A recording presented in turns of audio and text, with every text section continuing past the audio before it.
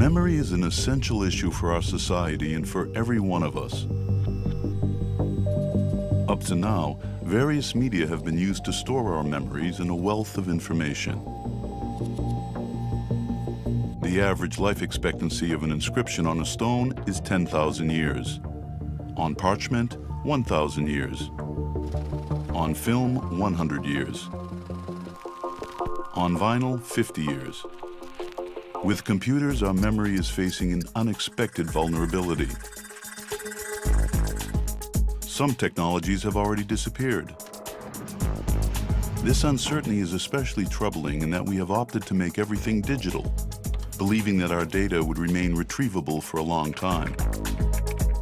Yet not a single digital medium has managed to achieve long-term success.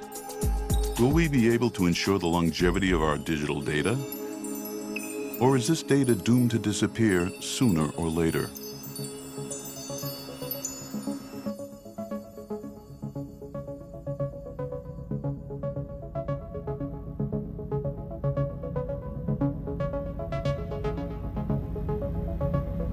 With the advent of widespread computer use, our data is now written in binary code.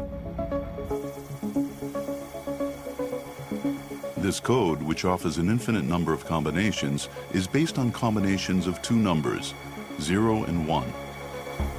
These are the only messages that our computers know how to interpret.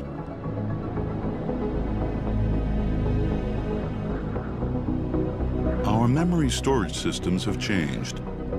They are interconnected and dematerialized, and now hold our personal, medical, scientific, technical, and administrative information.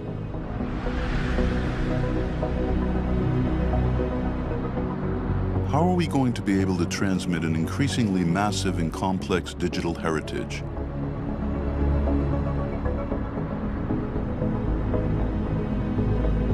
Yet in the 1980s, we thought we had discovered the secrets of an eternal medium.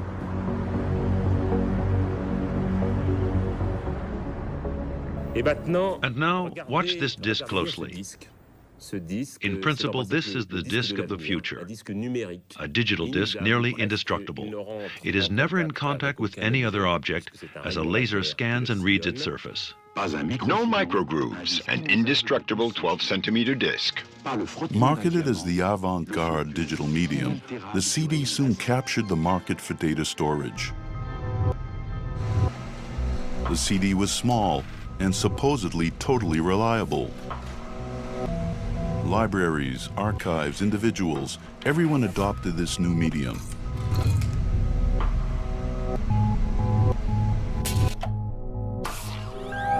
The laser of a CD drive decodes the digital data on the disk. If we look at the surface of a CD, enlarged 4,500 times, the engraved message appears clearly. The zeros of the binary code appear as ridges and pits, and the ones are produced by the intervals between these ridges and pits. But in 2003, researchers at the National Laboratory of Metrology and Testing in Paris sounded the alarm.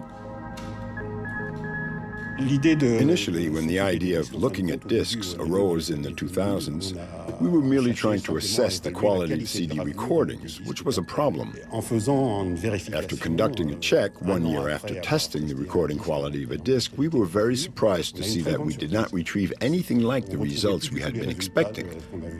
The disc had completely changed, and we noted loss of data on the disc. This was really a surprise because the disc was expected to last 100 years, according to the manufacturers.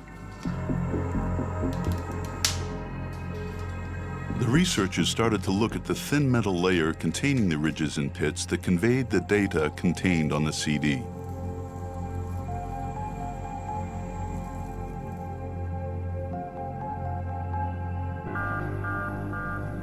They examined the discs, made by different brands, under an electronic microscope. Several of them had similar anomalies.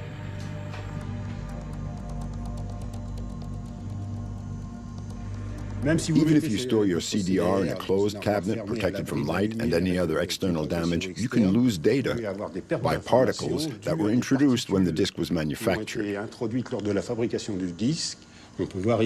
Here, in fact, we can see an oxidized particle. This oxidization can even pierce the metal layer of the CDR and destroy your data.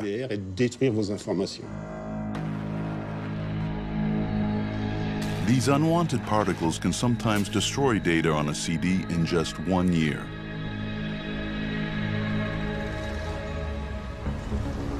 We're a long way from the promises made in the early years, to the point where it is questionable as to whether CDs are suitable as long-term storage media. To find out, Jacques Perdereau and his staff tested hundreds of disks via a process of artificial aging. These CDs were exposed to high levels of humidity and temperatures. The results speak for themselves. They demonstrate that in certain cases, the ink of the labels glued to the CD can seep through the thickness of the disc and damage the metal layer containing the digital data. In the long term, CDs turn out to be fragile, unstable medium. These tests determine the estimated life expectancy for CDs. The average life expectancy of a CD is fairly hard to determine. What we saw through sampling several collections was that nearly 15% of the CDs had a life expectancy of around 1 to 5 years, while the other 85% could last more than 20 years. The laboratory conclusions were irrefutable. Today, CDs are no longer considered to be reliable as long-term storage media. What about the hard drives that most of us use to store our data? They form the core of a computer's memory. Every day, they record massive quantities of digital data thanks to a technique that is both ingenious and precise. A hard drive consists of a set of circular platters that revolve at high speed. The rotation of these disks create an airflow maintaining the magnetic read head at an infinitesimal distance from the surface. Relatively speaking, this corresponds to a Concorde flying at full speed 1 meter above the ground. You can see that the smallest shock, the tiniest piece of dust, which is large in relation to the distance between the head and the platter, will be catastrophic. Once the head has touched the platter, the hard drive is dead because the head is stuck to the platter via molecular bonding.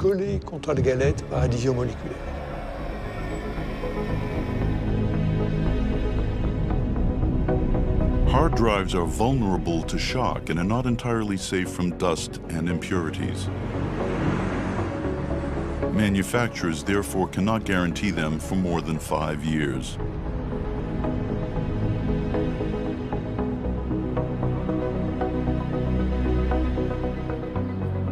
Do the flash memory in our cameras and USB flash drives offer a more reliable alternative?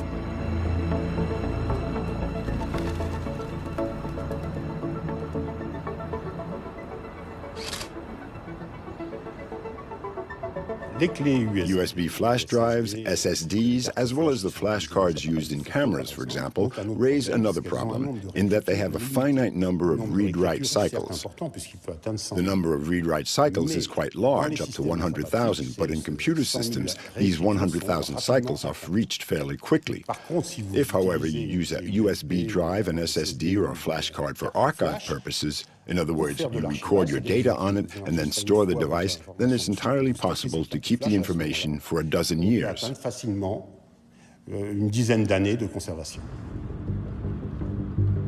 A life expectancy of 5 years, 10 years, 20 years. Mankind has never in its history stored so much information on such fragile media. Will we be able to store our digital memory for more than a century, let alone several millennia? This question has already arisen in certain sectors that have already started to archive sensitive data.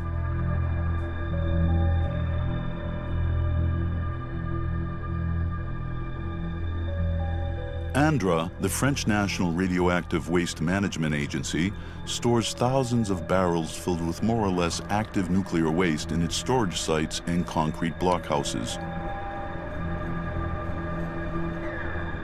Each barrel is marked with a barcode identifying the digital file that contains the data vital to the site's archives.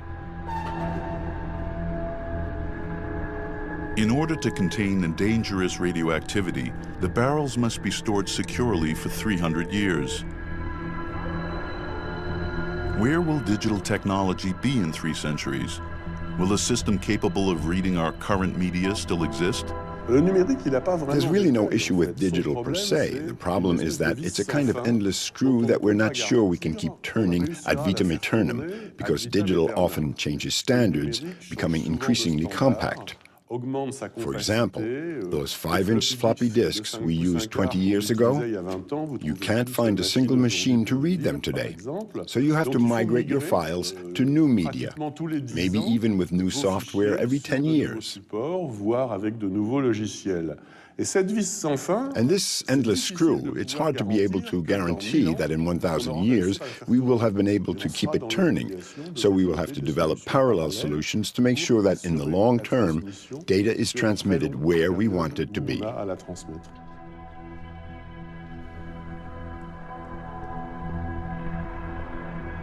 What media was therefore selected to back up digital methods and offer fairly reliable, secure storage to withstand this test of time? ANDRA opted for old friends, paper and ink. Today we have permanent paper without any added bleaching chemicals. They do not deteriorate over time. The data is printed using acrylic ink that is extreme in the long term. The paradox is instructive. Over the period of a century, digital does not compare with paper, which we have had since ancient times. The most radioactive waste requires another timescale. ANDRA intends to bury, at great depths, the radioactive materials that will only stop being a risk in 500 years, and for some, 5,000 years.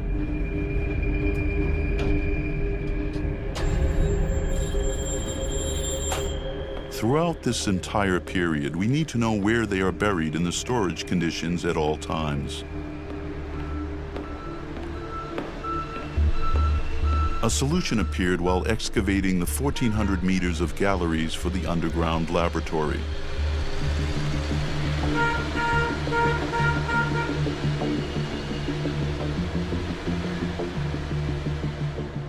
For very long-term memory, if we think in terms of many millennia, one of the ideas we are exploring is to use what we call dump sites. In other words, areas where we place the material excavated from underground.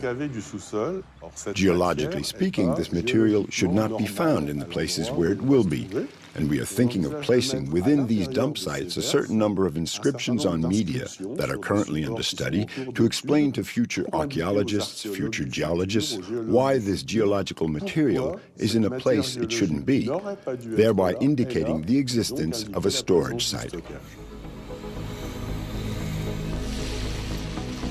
ANDRA is still researching a digital media that is sufficiently strong and stable enough to be placed inside these dump sites to indicate to future generations the presence of nuclear materials buried deep underground.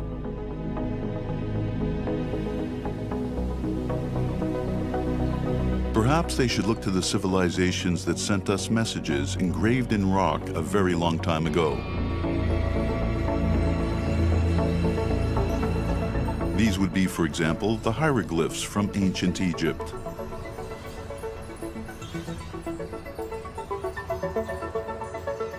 Once again, the past is guiding us toward the future. We now have a mineral that is heat and acid resistant, that can withstand radio waves. It may not be indestructible, but in any case, it is far stronger than any stone obelisk. It is quartz. In Japan, engineers at the Hitachi laboratories, partnered with Kyoto University, have been working with quartz, trying to create the most stable digital storage medium ever created.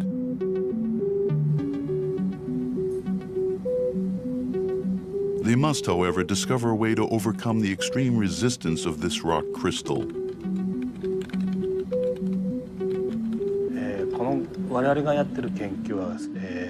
We began our research in 1996, when the Miura laboratory discovered that a laser could modify the structure of quartz.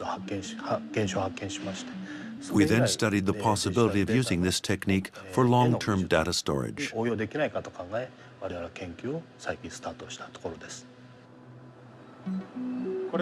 I am now going to record data on this sliver of quartz. The data is recorded by a femtosecond laser. This laser emits pulses of around 1/1000th of a second.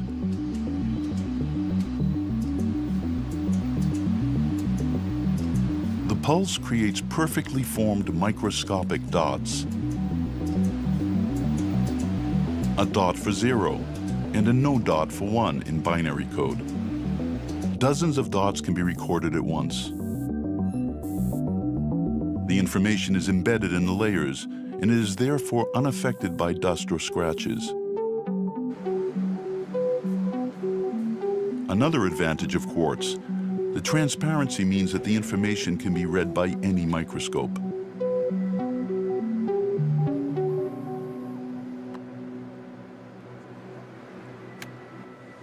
To conserve digital data for long periods, we cannot always rely on a reader to access information. If CD players were no longer manufactured, for example, it would become difficult to retrieve any data.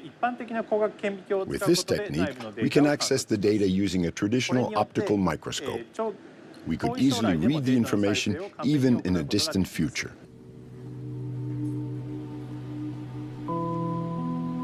What time frame? 100 years? 500 years? 1,000 years? 10,000 years? To test the strength of this medium, a slice of quartz is placed in an oven heated to 1,000 degrees. 2 hours later, the slice and the embedded data are intact. It also withstands thermal shock when it is thrown into water at ambient temperature. An acid bath has no effect on it. We determined that the life expectancy of the data we embedded on the strips of quartz is extremely long, from 300 million to several billion years. We could therefore store data reliably and safely for extremely long periods.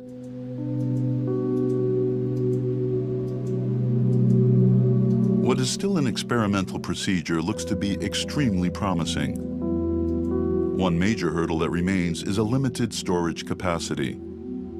For now, it is barely greater than that of Blu-ray technology. This would be sufficient to save the data of waste storage centers for a long time. Yet we are a long way from being able to handle the deluge of information produced by certain scientific tools.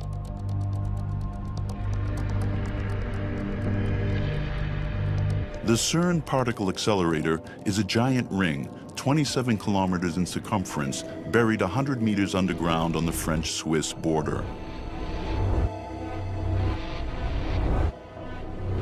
2 particle beams are circulated at high speed inside this ring.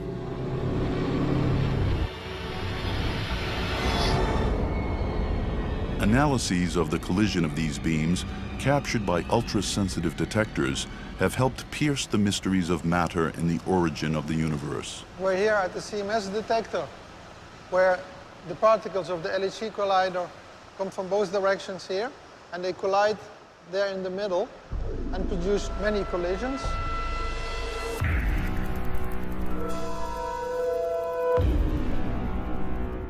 You can compare this more or less with a digital camera.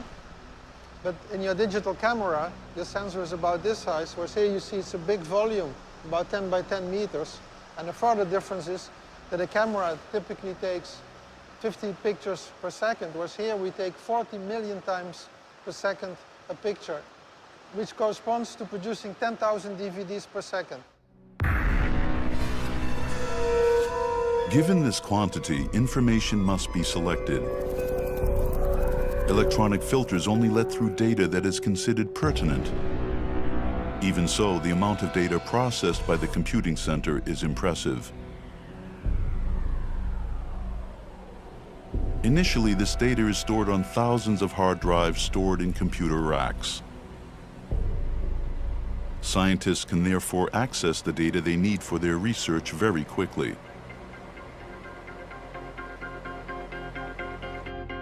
Yet the amount of data is so large that it would take several decades to analyze them, even if CERN had a network of computers that could process millions of operations per second.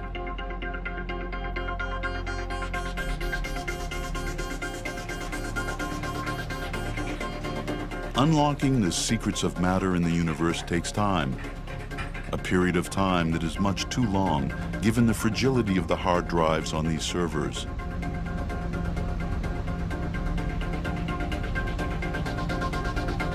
This is why the CERN IT engineers had to use another medium to ensure the long-term storage of their valuable data.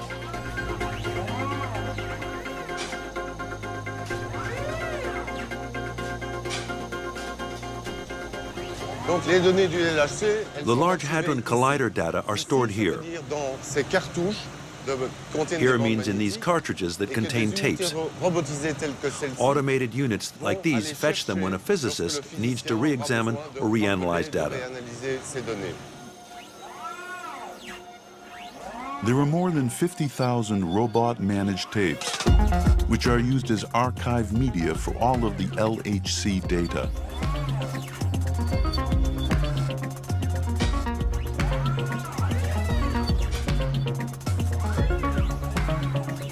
Why tapes? In fact, I've been here at least 15 or 20 years, and the same question always comes up. Aren't we going to change the system? The answer is no. There are several reasons. First, recent analysis demonstrate that tapes are 1,000 times more reliable than discs. Second, tapes, when they are not reused, don't consume any electricity. Third, if you drop a hard drive, there's a very good chance that it will be completely destroyed.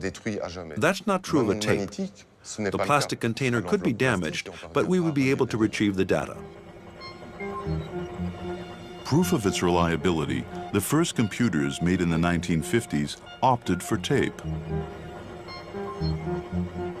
And since this pioneering era, the storage capacity of tapes has been constantly increasing. The storage capacity of tapes, as for disks, and the density of transistors on a processor is limited.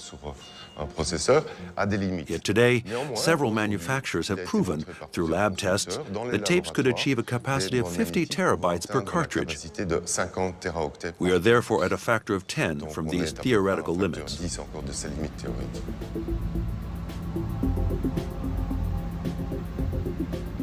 The quantity of information generated by the LHC may seem to be enormous, but it is just a drop of water in the sea of data that we produce on a planetary scale. Over a 24-hour period, 145 billion emails are sent, some 4.5 internet searches. Every day we generate 2.5 trillion bytes of data. These astronomical numbers are so hard to conceive that the computer sector had to invent its own scale based on the byte. A byte consists of 8 bits, representing zeros or ones. Therefore, a single character of text corresponds to a byte. 1 page, 3 kilobytes. 300 pages, a megabyte.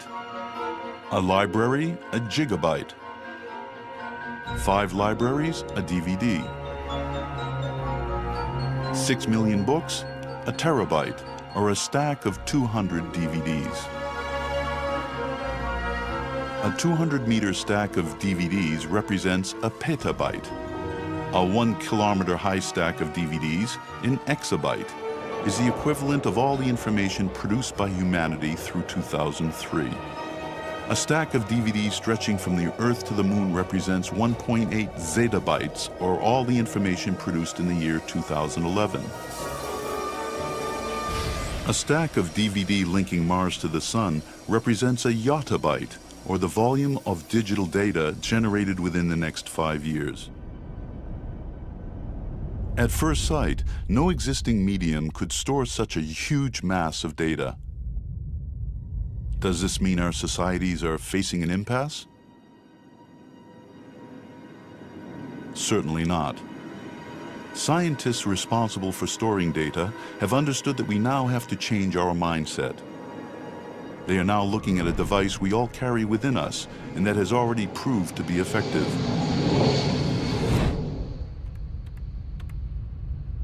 This complex system, whose immense resources still hold many surprises, is DNA, contained in the chromosomes of all forms of life.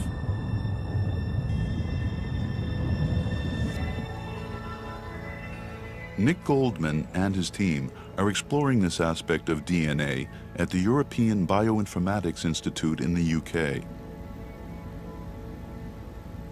There's lots of reasons why DNA is a good medium. It's very, very small. It's very inexpensive. It lasts a very long time. It doesn't require any energy. And we will always be able to read DNA. So something like a floppy disk is no longer readable. In a few years' time, probably DVDs will no longer be readable because we won't have the technology any longer to do that. But DNA, we will always have some technology to read DNA. The technology changes, and at the moment, it's changing very fast. Every couple of years, there's a new machine to read DNA. But because it's the stuff in our own genomes, we will always have a new machine that can read DNA.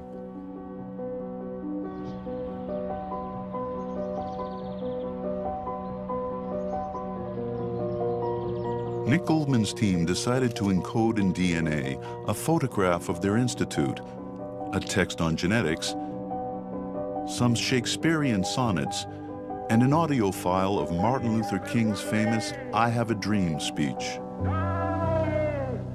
In Alabama with its vicious racists. The challenge was to move from a computer language consisting of zeros and ones to a much more complex genetic code that involves not just 2, but 4 components. The 4 DNA molecules symbolized by the letters A, C, T, G.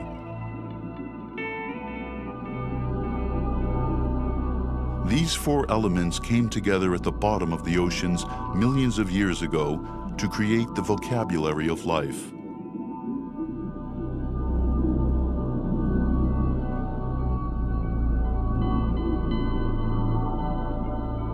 The famous DNA double helix is certainly the first code that ever existed on planet Earth. But with DNA, we have 4 letters that we can use.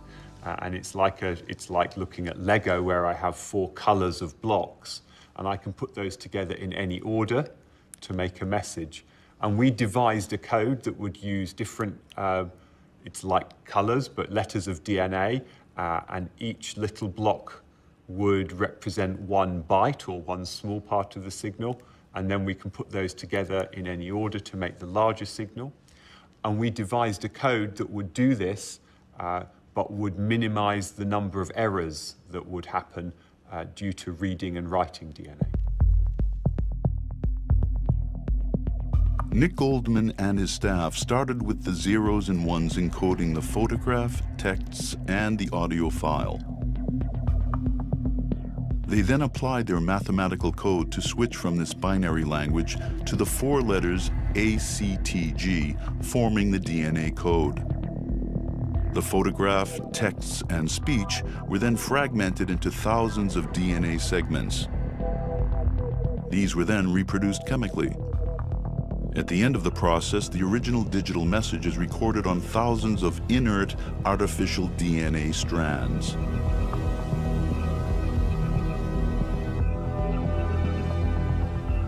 Now the DNA holds the information in physical form. It looks like it's empty, but there's a tiny speck of DNA in there, and we sent that to the laboratories in Heidelberg to be read. At this point, genetics takes over from digital processing. To test the process, the strands were sent to the European Molecular Biology Laboratory in Germany to be decoded.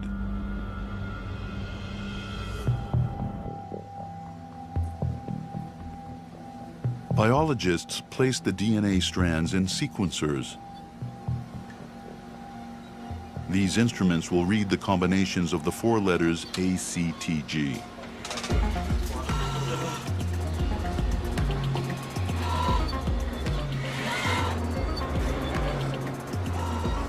Imagine the data which are produced in large research facilities like CERN or here at EMBL. Then you have to find a proper way to store it, or at least to archive it in the first instance.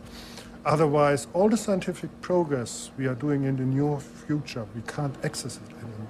It starts already that our society is losing knowledge. And actually, I think that the research on DNA storage is one of the really promising fields in this area.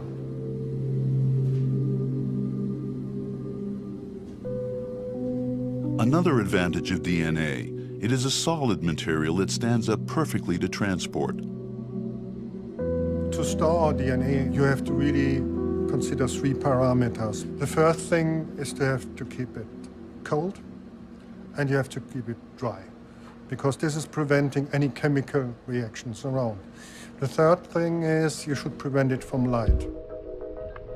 It is therefore not surprising that the frozen dry ground of Siberia was perfect for conserving the DNA fragments of animals that had died thousands of years ago. About 1 year ago, a scientific paper was published studying the genomes of ancient horses, and they had samples of DNA that had lasted for 700,000 years, and they were able to successfully read back much of that DNA. So that's an experiment that has already been done that shows that DNA can last holding an information, holding a signal for more than 500,000 years.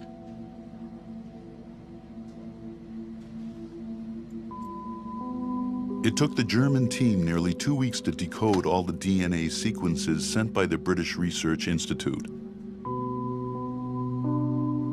All the DNA strands were read, and all the messages were fully retrieved.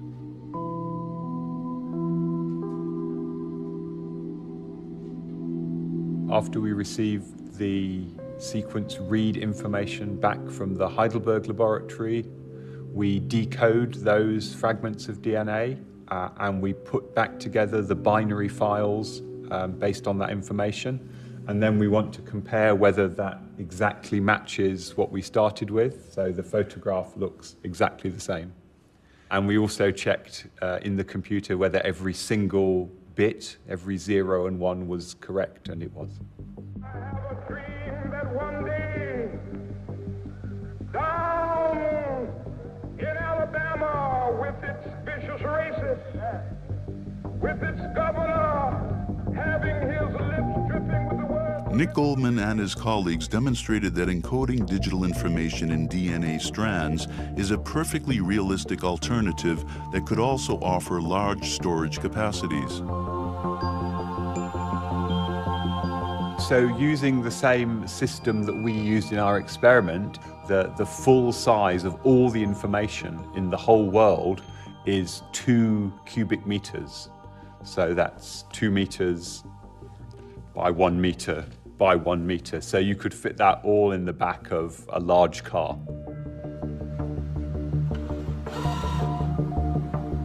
For now, the process is still experimental, as it is complex and expensive.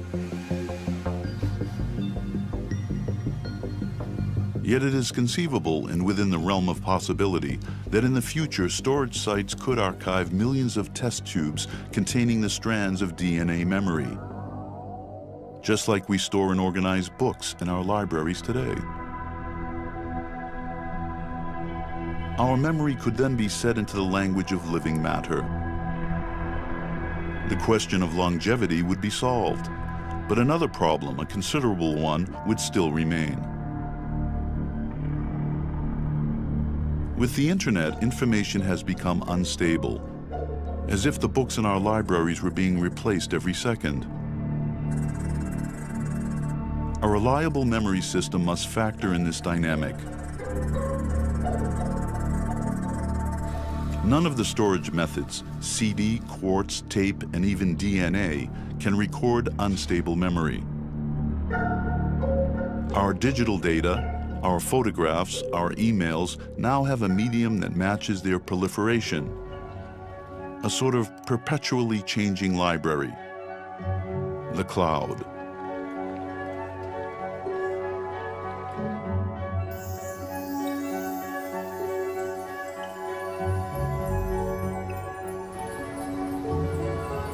The term is ambiguous.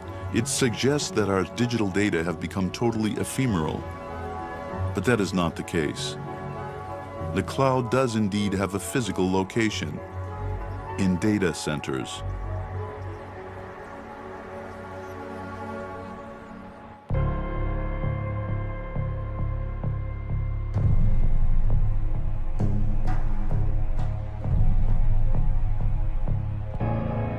A data center is first and foremost a stronghold, a type of safe that guarantees the security of the data it contains.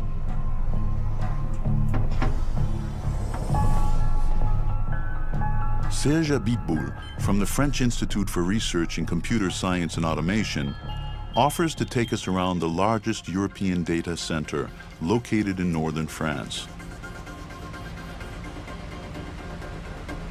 Some of the billions of digital data that transit every second over the internet are processed and stored in these rows.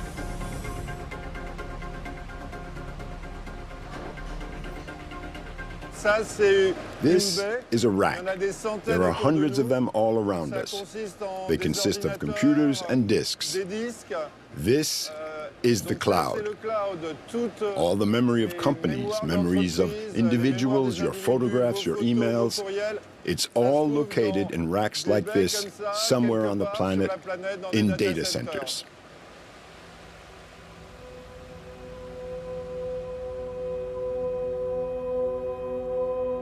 The cloud of data centers manages our digital lives every day, including an increasingly large share of our private lives.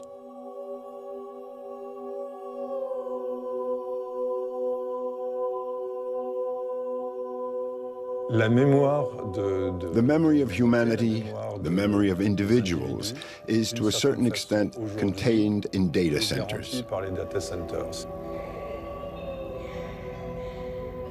This data is extremely valuable. We can't lose it. We don't want to lose your photographs, and the only way, the method that we have now found to keep and protect your information is essentially to replicate it.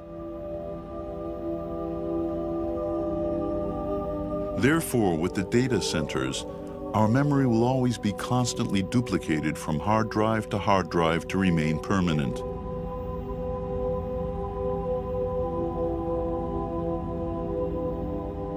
The fact that you can take digital information and replicate it, reproduce it, typically infinitely, means that there is a small probability that an error will be introduced at some point. So the question is, we can live with a small probability, but when we reproduce and reproduce and reproduce, this small probability of error can become large over time. We have inserted correcting codes in the digital representation of data, which means that we can guarantee that a copy will always be reliable. Every digital message recorded on any kind of medium whatsoever carries its own error-correcting codes, ensuring that the data is copied perfectly. Protected in this way, a file can be replicated indefinitely, on-site or in another data center located far away from the first. Therefore, every day, even if hundreds of hard drives crash in a data center, it has no impact on our data because it has been duplicated. As our digital memories become mobile, transitory, its volume continues to grow and data centers proliferate. We are generating an ever-increasing amount of information, knowledge, and the question raised is obviously whether this information, this knowledge, will be available in 50 years, in 100 years. Will a researcher or university professor 100 years from now be able to study the internet of the early 21st century?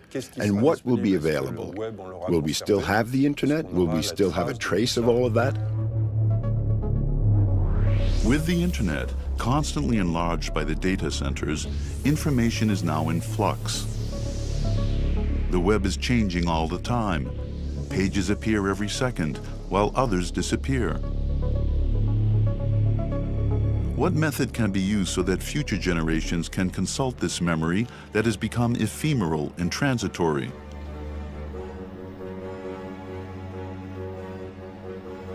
After ensuring the conservation of French television and radio archives, the INA, the Institut National de l'Audiovisuel, now has the delicate mission of archiving internet traffic from all the French sites involved in this sector.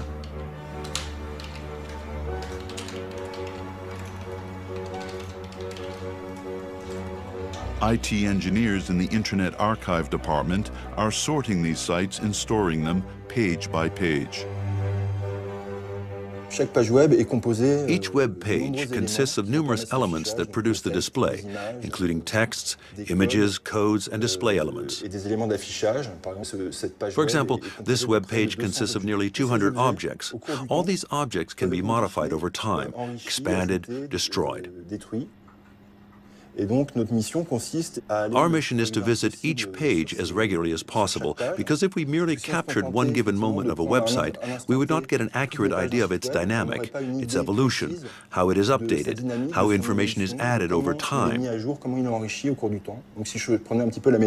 I use the metaphor of a film, we try to capture not 24 images per second, but 20 images per day, to film, to capture an overview of the websites.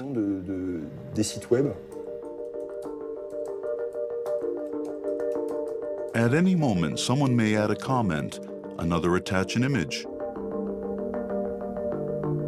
a third include a link, and so on, in a constantly evolving environment. Storing the internet is a colossal task. The IT staff at the INA uses web robots. 25 times a day, they fetch all the images, texts, and audio files on each page of each of the 10,000 websites they follow.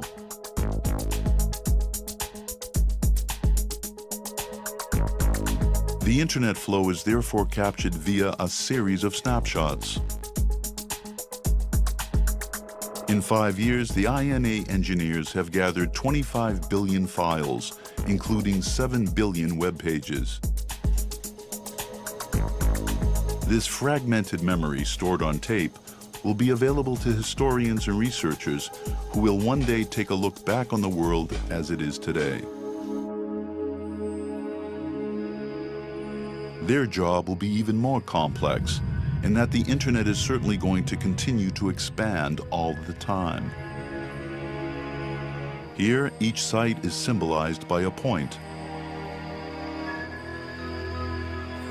This representation of the internet illustrates a complexity that looks similar to match what we know about the universe.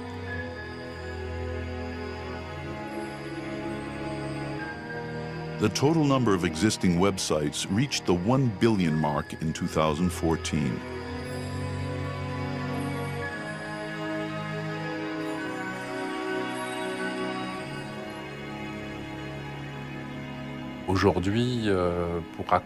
A historian 1,000 years from now studying the early 21st century will have an inconceivable quantity of information available.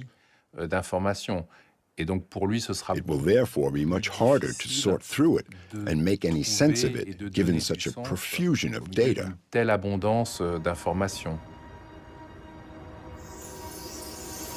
Do we run the risk of disappearing given this immensity?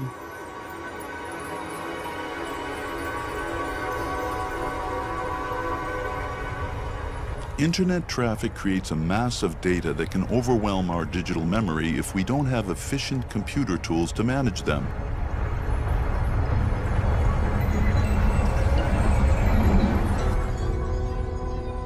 Researchers in Venice, equipped with powerful data analysis software, have launched a mining project, much like archaeologists, of the largest paper archives in the world. Their approach is probably an example of how future historians will work, given the immense quantity of information that we are currently generating. The field of investigation is not the internet, but rather the archives of the state of Venice. Millions of documents spanning 10 centuries of the city's history are stored in 80 kilometers of shelves. It includes birth and death certificates, business registers, and notarized deeds, along with other documents, both valuable and mundane. With these priceless archives, it will be possible to reconstruct, nearly day by day, the life of the city and its residents, to form a kind of Google ahead of its time. How to query such a large quantity of information? The Venice Time Machine project, begun by the city of Venice and the École Polytechnique Fédérale de Lausanne, the EPFL, is trying to answer this question. The Venice Time Machine project aims to create new tools for navigating through the 1,000 years of Venetian and European history, based on a major digitization of the Venice archives. The idea is essentially to transform the dozens of kilometers of documents that we have into an open information system that will be accessible via new navigation interfaces.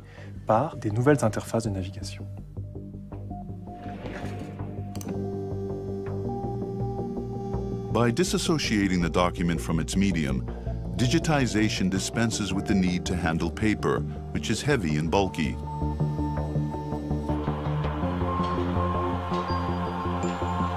In a sense, the information is suspended in a digital space. Then it can be accessed an infinite number of ways. A word or a proper noun can be found nearly instantaneously within the thousands of scattered documents.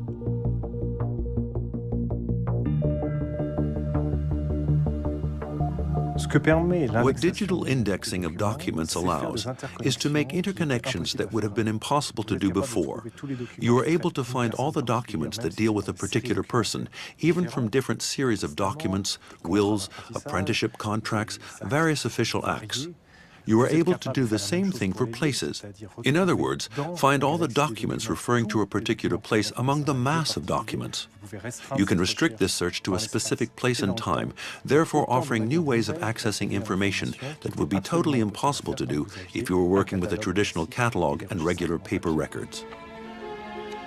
Did the Venetian administrators from the year 1000 even imagine that one day they would face physical limits? While paper records are efficient, it is a laborious process. 10 centuries later, we now have algorithms and software that can create connections between diverse data in order to make sense of it. And thus, another history of the Venetian Republic, one that is more subtle, more nuanced, more accurate, emerges from the enormous mass of disparate papers. Each of the documents we have transcribed is then analyzed to search for the names of people and places. Here we have a person named Battista Nanni, who is linked to several other people who have been identified by the recognition algorithm. And little by little, it forms an initial graph which is linked to this particular document. The same process is repeated for others, such as tax declarations, for example. Here, Battista Nanni is connected to other people. When we have extracted all the data, we can then gather all the information available on a particular person. In this way, we can create this large graph that forms something like a Facebook of the past. It will only continue to grow as we digitize and analyze the archives. Baptiste Nani, whose name and life had been buried in a sea of paper, has been revived. Now, Venetians from the past are no longer immersed in an anonymous crowd, but become individual, interacting destinies that have fashioned history.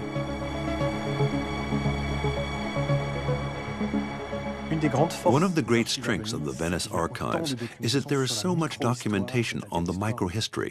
In other words, the history of all the Venetians and not merely the major figures. This forms the dense fabric of history with a capital H, the history we study. And I truly hope that in the future, historians looking back at our era, perhaps in 100 years or 200 years, will have available a sufficient amount of data to reconstruct our contemporary era with the same density. It is not so much the fragility of the hard drives of the future. What matters is our ability to set up procedures to encode, recode, transmit, and perpetuate over all these years the data we will have created. In our time, we are gathering the same type of individual and collective information that were collected over the centuries by the Venetians, along with the data produced by major research laboratories, that of administrations, plus Facebook, Twitter, and other social networks.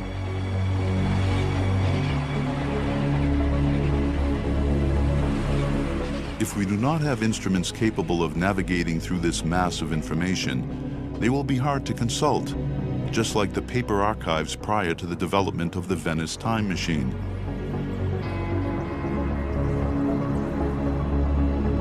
These new navigational tools already exist.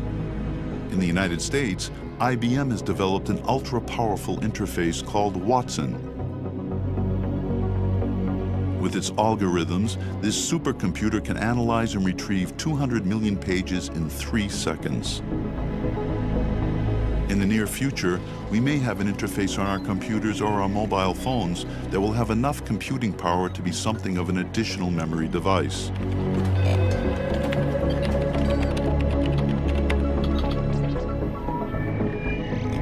At present, our memory is an interconnected mass memory that can be consulted constantly, in which, despite the fragility of the current media, will keep information available.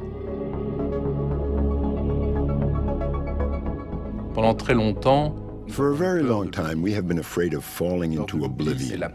It's the fear of death, the idea that we are going to disappear. Memory is a way of holding on to time and, in a certain way, avoiding death.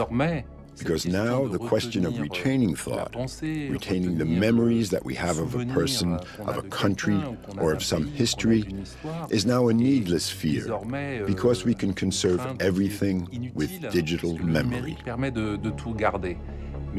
But keeping everything now raises an entirely new set of questions for the history of humankind.